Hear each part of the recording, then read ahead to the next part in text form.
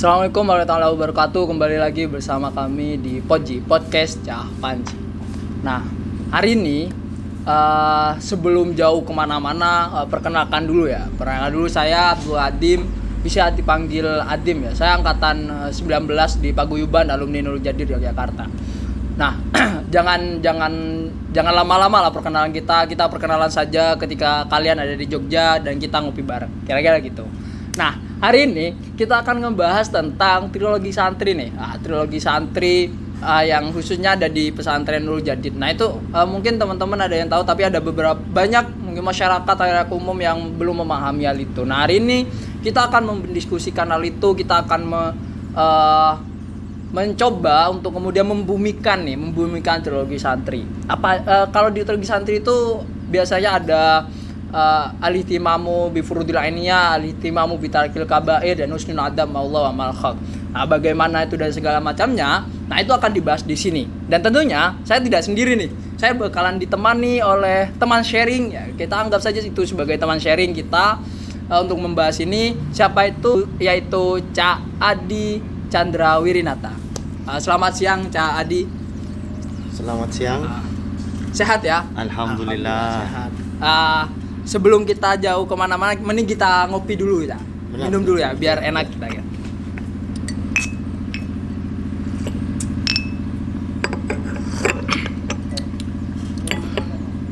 Nah, di sini jadi sebenarnya kita ingin membahas nih trilogi santri secara mendalam, agar kemudian kita gak cuman meyakini itu gara-gara didauhkan kiai, tapi kita memang memiliki keyakinan secara pasti bahwa ternyata kiai itu benar dengan trilogi santri itu, dan kita memahami itu secara logis juga kira-kira. Ya. Nah, sebenarnya apa sih trilogi santri itu ya? Ya. Tujuannya kita memahami trilogi santri agar kesantrian kita tidak melulu dogmatis gitu ya. Saya untuk memahami trilogi santri, saya kira saya perlu meminjam kerangka keilmuan ulumul Quran itu. Di ulumul Quran itu ada, di ulumul Quran itu kan ada pembagian jenis ayat lah ya. Ada yang makkiyah, ada yang madaniyah.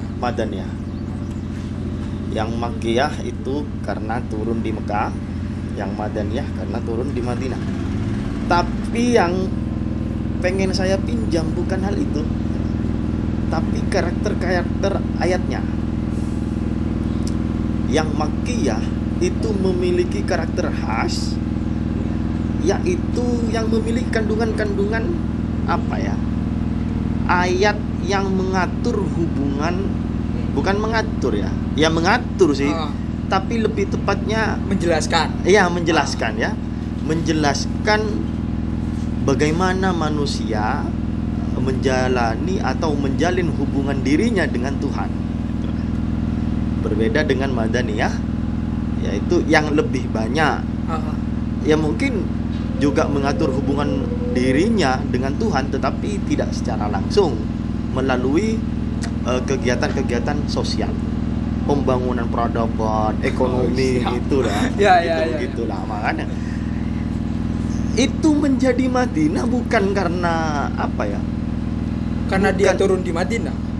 Enggak, kota Madinah itu dinamakan Madinah bukan tiba-tiba disebut Madinah dalam bahasa Arab yang berarti kota, bukan itu. Ada awalnya ya street itu. Iya. Terus itu dari kata tamadun itu ya, yang berarti peradaban. Makanya Nabi membangun peradaban di sana. Nah, itu kan Madinah. Nah, jangan terlalu jauh lah ya membahas itu ya. Kita bahas bagaimana kalau kita meminjam kerangka itu ke trilogi santri. Pembahasan trilogi santri. Saya memahami trilogi santri itu sebagaimana saya memahami ayat makkiyah itu. Kan ada dua nih yang saya tahu di Nurul Jadid. Ada trilogi santri, ada panca kesadaran santri. Trilogi santri bagi saya itu Makkiyah. Yang panca kesadaran santri itu Madaniyah. Nah, itu. Jadi bagaimana kalau kita posisikan itu sebagai ayat Makkiyah? Nah, ini berarti ini bukan tentang tempat turunnya ya, tentang karakternya berarti. Itu menunjukkan bahwasannya trilogi santri itu santri tentang apa namanya ya? Dalam trilogi santri itu santri tentang dirinya sendiri, tentang kesantriannya sendiri. Nah, tadi yang pertama ada al-itimamu Bi furudul ainiyah. di furudul ainiyah. Al-itimamu bitarkil kabair. Iya, ada Husnul husnul adab. Allah. Nah, yaitu itu kan semuanya tentang diri kita, diri santri. Ya meskipun nanti di panca kesadaran santri tentang dirinya sendiri, tapi sudah berhubungan dengan di luar dirinya. Itu kayak kesadaran beragama, orang beragama tidak melulu santri, itu kan. Tapi itu bagaimana santri mengamalkan agamanya itu, kesadarannya itu. Kalau trilogi santri ini untuk dirinya sendiri. Nah, itu. Berarti dalam trilogi santri ini fokus pada pembahasan bagaimana kemudian akhirnya menjadi suatu perbaikan diri sendiri untuk kemudian bagaimana dia hubungan dengan Tuhannya akhirnya. Ya. Pada akhirnya begitu. Ya. Nah, kemudian ketika kemudian sebenarnya bagi entah ini apakah kemudian bagi santri Nurul Jadid dan segala macamnya, bagaimana kemudian sampean memahami standing position dari trilogi santri. Artinya trilogi santri di mata para santri itu dia menjadi apa sih gitu? Kalau sampean bisa menyimpulkan hal itu. Oh gini. Yang dimaksud standing position itu kan anggapan santri gitu ya. Saya pribadi sebagai santri, saya relatif pendek di Nurul Jadid, cuma 3 tahun saya di Nurul Jadid. Saya memahami trilogi santri selama di Nurul Jadid ya sebenarnya ya sangat dogmatis ya. Saya memahami itu. Dalam artian pertama kali saya melihat trilogi santri ya di Plang itu. Ya. Di Plang apa? Di Plang perempatan. Yang Nurul Jadid. Iya itu. Persimpangan depan masjid itu. Iya. Iya. Itu depan Dalem Kiai itu ya. Itu ada trilogi santri dan panca kesadaran santri.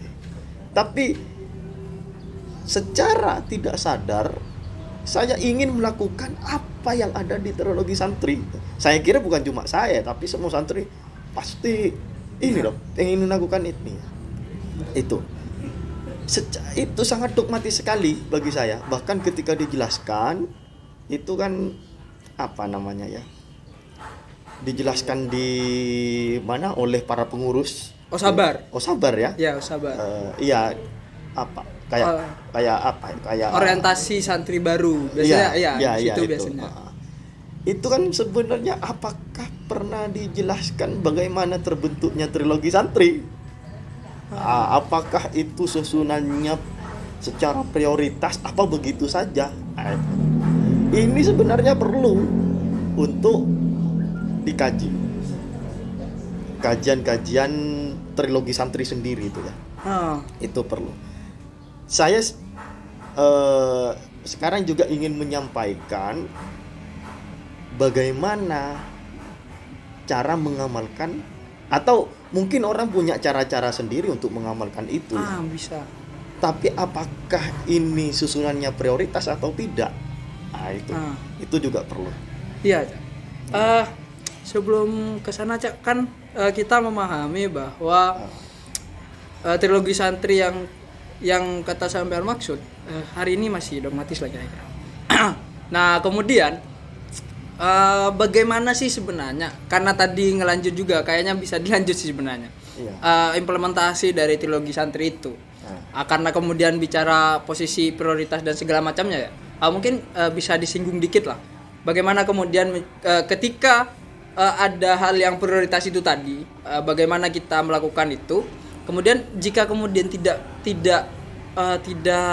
prioritas, nah bagaimana cara melakukan atau cara implementasi kita dalam trilogi santri itu? Ya. Bagi saya, susunan dalam trilogi santri itu tidak prioritas, tapi bisa dilakukan ya. Begitulah kehidupan manusia. Betul.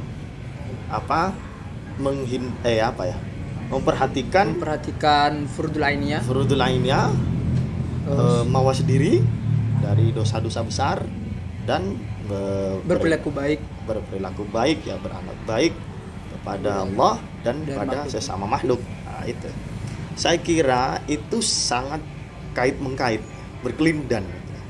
Melakukan yang pertama sama saja melakukan kedua, melakukan ketiga. Nah, itu. Ketika kita memperhatikan kewajiban-kewajiban kita yang diwajibkan oleh agama, tentu itu dengan sendirinya menjauhkan kita dari dosa-dosa besar. Tentu itu termasuk dari ada baik kepada Tuhan. Kan begitu? Yeah.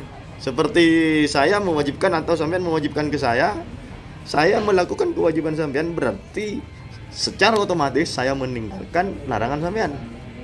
Karena saya tidak bisa melakukan perintah sekaligus larangan. Tidak bisa. Begitu. Nah, itu.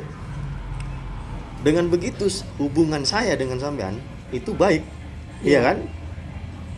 Sampean kalau ini sampean dengan, kalau hubungan saya dengan sampean baik, berarti dengan keluarganya sampean dengan itu baik. Ya, pasti. Seperti kalau Tuhan, hubungan saya dengan Tuhan baik, berarti dengan makhluknya baik, dengan semuanya baik. Kan begitu? Iya. Ini yang perlu ditanamkan. Ini kan Nurul Jadid dengan ini itu seakan-akan ya, kalau kita pahami lebih jauh ya. Kalau dalam mungkin nggak terlalu dalam ya, karena saya juga nggak dalam ilmu saya. Kalau jauh bisa ya. Kalau dipahami agak jauh, Nurul Jadid itu kan ingin memberi pemahaman bahwasanya kalau hubungan kita baik dengan Tuhan, harus memiliki hubungan baik dengan makhluk. Meskipun itu secara terjadi secara otomatis, tetapi ternyata hubungan baik dengan Tuhan tidak selalu melahirkan hubungan baik dengan makhluknya, karena pemahamannya salah. Itu kan ada sekarang Islam yang ekstrim, itu kan merasa hubungannya dengan Tuhan baik, tetapi dengan makhluknya tidak baik. Nah, ini kan pemahamannya salah, karena sudah kalau di trilogi santri poin-poin yang lain itu kurang terpenuhi. Makanya dengan ini saya kira santri Nurul Jadid mengamalkan trilogi santri itu sudah tidak akan menjadi ekstrim, Islam yang ekstrim sudah. Dan tentu itu bukan cuman untuk santri Nurul Jadid saja. Iya, benar. Itu bisa kemudian walaupun bukan santri, dan mungkin saja teman-teman yang melihat ini dia belum sempat untuk mondok, dan dia melihat ini, bisa saja dia melakukan itu. Iya, benar. Begitu. Ini yang menjadi menarik kira-kira hari ini, ketika kemudian tadi sempat menyinggung hal-hal yang dogmatis dan kemudian standing position dari trilogi santri itu sendiri. Ternyata banyak pertanyaan-pertanyaan yang muncul hari ini di saya sendiri pribadi. Kayak semisal dari sejarah trilogi santri, kenapa sih kenapa harus trilogi santri sih? Kenapa enggak pancalogi atau kenapa tunggal, dan kenapa terbentuknya trilogi santri dan segala macamnya. Ini saya masih belum tahu. Mungkin Cak Adi bisa memaparkan bagaimana jelasnya kira-kira. Saya sebagai alumni Nurul Jadid yang memiliki trilogi ini ya, saya kira-kira juga alumni ya. Iya, kita sama-sama. Kita berarti. Kita. Karena yang ditanyakan ini pengalaman saya tentang trilogi ya. ya kita sebagai alumni santri, katanya kiai-kiai di pondok kan santri non aktif. Ya. Iya. Santri non aktif Nurul Jadid. Ini menjadi tugas besar, menjadi PR besar. Karena tentu sampean juga belum pernah mendengar kan bagaimana Kiai Zaini membangun trilogi gitu. Iya. Sebenarnya trilogi ini mau dijadikan sebagai apa oleh Kiai Zaini dulu ini tuh, entah sebagai misi, entah sebagai rukun, entah sebagai syarat santri di Nurul Jadid khususnya, santri pada umumnya, itu kan belum ada penjelasan tentang itu Secara tentu. literatur maupun Iya, literatur maupun langsung ini itu belum ada. Saya mencurigai, dalam artian mencurigai ini apa ya? kemungkinan yang terjadi. Iya, Ya. gitu. Ini saya kira pemikiran Kiai Zaini ini bisa saja banyak sekali gitu. Tapi yang lebih apa? Yang inti, yang dianggap inti oleh para penerusnya atau santri-santri senior atau siapalah yang ikut membentuk trilogi itu, apa namanya, dari banyak pemikiran Kiai disarikan menjadi 3. Bisa saja begitu. Atau Kiai Zaini memang sudah pernah mengatakan trilogi santri ya begini. Makanya saya sebut trilogi karena memang ada 3. Nah itu bisa saja begitu. Ini belum ada penjelasan apa-apa ini tentang trilogi, tentang Pancaksilaan santri. Belum ada penjelasan yang sangat memuaskan ya bagi kita. Ya, benar. Itu terbentuknya. Terbentuknya. Masalah terbentuknya begitulah. Masalah terbentuknya satu. Ya. Kalau kemudian dan juga berarti kan terkait apa ya, fungsi lah, kalau bahasa kasarnya sih, fungsi dari trilogi santri bagi santri sendiri.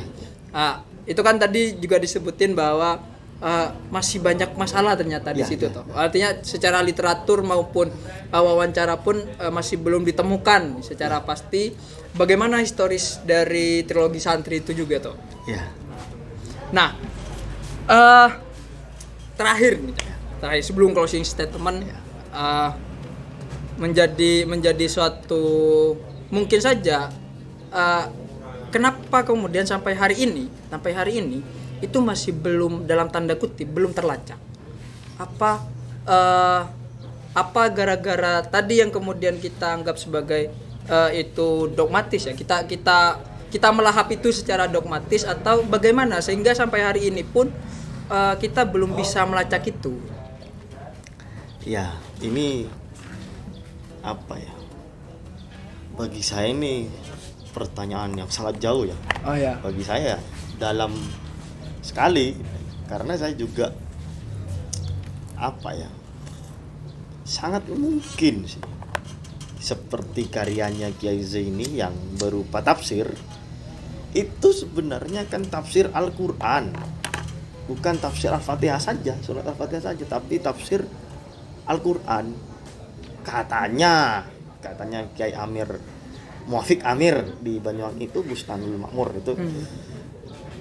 Itu kan beliau Kiai Muafiq Amir itu sempat menghaji langsung pada Kiai Zaini tentang tafsir itu.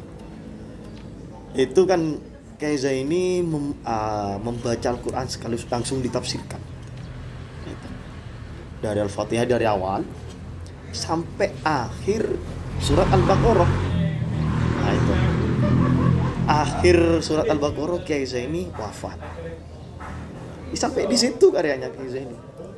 Tentu Kiai Zaini tidak menulis begitu.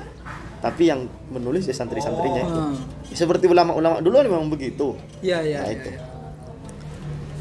Itu saja. Tentang tafsir saja santri masih belum banyak memahami lah. Dikira tafsir itu pun tafsir surat Al-Fatihah itu karena dikaji oleh salah satu alumni Nurul Jadid yang kemudian kuliah di UIN Jogja, dijadikan skripsi, dan itu yang diterbitkan itu skripsi. Oh itu. iya. Jadi karyanya yang murni mungkin ada, tapi kan nggak dipahami secara umum di Nurul Jadid ya. Itu saja masih kita kewalahan mencarinya yang bisa didokumentasikan itu.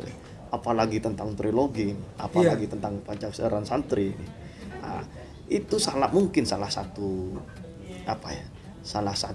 penyebabnya. Penyebab. Penyebab sulitnya itu mungkin ya dulu kan meskipun sekarang sebenarnya sangat kultural ya kepemimpinan pesantren itu ya, khasnya pesantren begitu.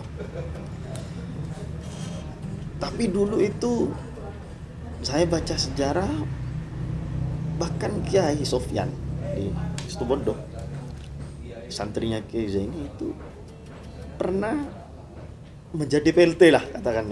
Ketika Kiai Zaini diamanai tugas menjadi haji itu. Iya, itu pemandu haji itu. Kiai Sofyan yang katakanlah jadi PLT begitu di Nurul Jadid. Itulah yang makanya saya mencurigai jangan-jangan ini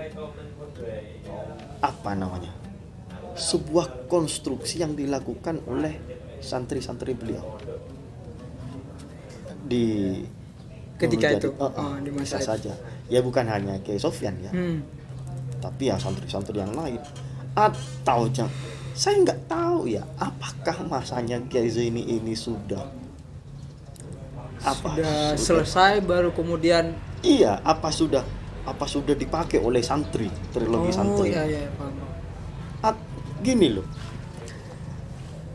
bisa saja kan waktu itu pemikirannya Kiai Zaini ini tidak diformalkan sebagai trilogi santri, tapi ya beginilah ajarannya Kiai Zaini itu. Dan santri dulu, nama santri dulu ya, saya kira berbeda dengan santri sekarang.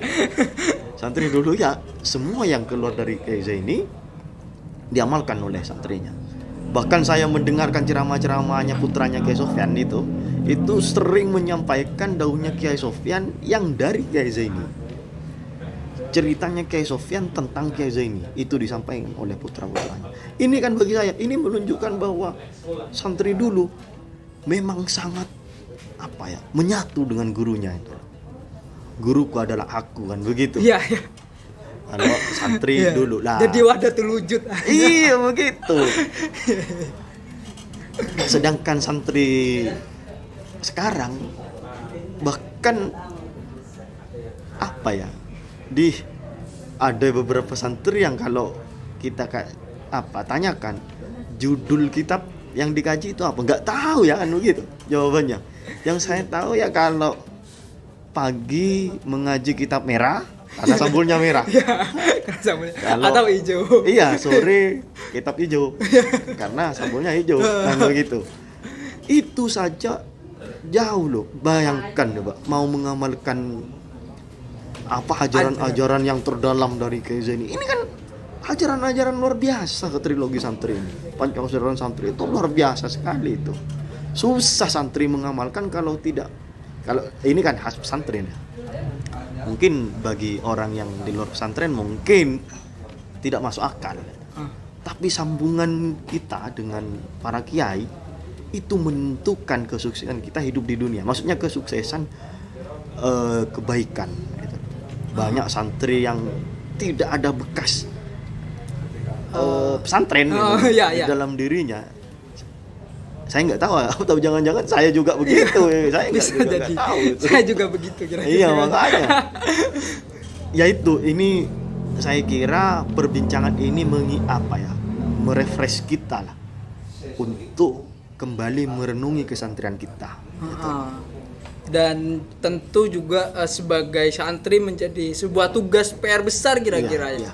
Untuk kemudian melacak kembali secara historis, semisal bagaimana trilogi santri itu muncul, kemudian Pancakesadaran nantinya Pancakesadaran santri dan segala macamnya. Sebelum closing statement juga, karena dari tadi juga menyinggung Pancakesadaran santri, nantinya, nah sebelum mungkin kalian bakal penasaran nih ya habis ini Pancakesada Santri itu apa dan segala macam. Kita bakalan ada sesi itu nantinya setelah ini ya. Karena yang disebutkan Cak Adi tadi ada Pancakesadaran Santri Pancakesadaran Santri sebagai kayak ayat Madaniyah kira-kira. Nah, tentu itu akan berhubungan dan itu perlu untuk dikaji di podcast selanjutnya dan itu udah nantinya lah kalian bisa lihat nantinya. Nah, sebelum karena kita kayaknya udah di akhir dan perlu juga dinotis yang sangat besar kiranya bahwa kita memerlukan suatu penyelesaian tugas PR besar bagi kita sebagai santri untuk menyelesaikan secara historis bahwa bagaimana trilogi santri itu lahir dan segala macamnya dan itu beban moral dan juga sebagai santrinya Kiai Zaini dan tentu mungkin orang luar juga memikirkan bahwa itu menjadi suatu hal yang menarik untuk digaji itu gak apa-apa kira-kira ya itu. Kemudian karena kita udah ada di penghujung acara dan ada limitasi waktu dari panitia kira-kira gitu. Sebelum kita tutup ada closing statement terkait trilogi santri, Cak. Tentang trilogi santri, bagi saya itu jiwa kesantrian. Santri tanpa trilogi santri, maksudnya tanpa poin-poin yang ada di trilogi santri itu bagaikan manusia hanya badannya saja. Mungkin ruhnya ada, karena ruh sama jiwa beda. Mungkin ruhnya ada, tapi tanpa jiwa seperti binatang. Kan begitu. Santri tanpa trilogi santri ya begitu. Hanya trilogi santri itu adalah jiwa kesantrian. Mungkin namanya jiwa santri yang lupa atau terlepas ya, ini perlu direnungkan kembali, perlu diamalkan kembali.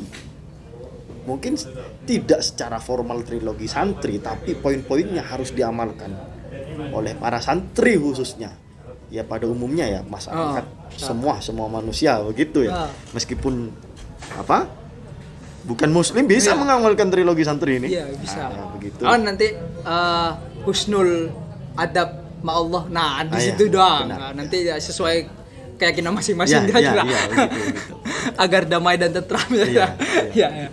Oke, terima kasih Cak terkait closing statement-nya dan bagi teman-teman mungkin yang masih bingung dan segala macam bisa komen untuk kemudian bisa kita kemudian podcastkan kembali apa yang kemudian menjadi kebingungan dari teman-teman dan segala macam. Terima kasih Cak Adi sekali lagi udah bisa hadir dan menemani kita sebagai teman sharing terkait trilogi santri.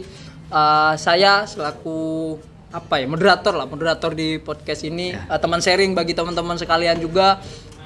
Mohon maaf apabila ada kesalahan tutur kata dan segala macamnya dan itu saja sih di podcast kali ini, di Podji kali ini. Nantikan kita ke depan di Podji berikutnya. Dari saya kurang lebihnya mohon maaf. Wassalamualaikum warahmatullahi wabarakatuh. Sampai jumpa di Podji selanjutnya.